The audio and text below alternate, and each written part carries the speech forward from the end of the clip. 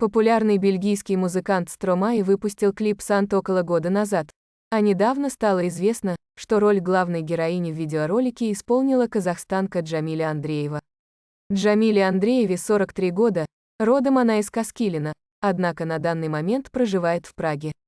Как отмечает героиня, роль она получила совершенно неожиданно для себя. Ранее Джамиля уже принимала участие в съемках, но в основном это были второстепенные роли.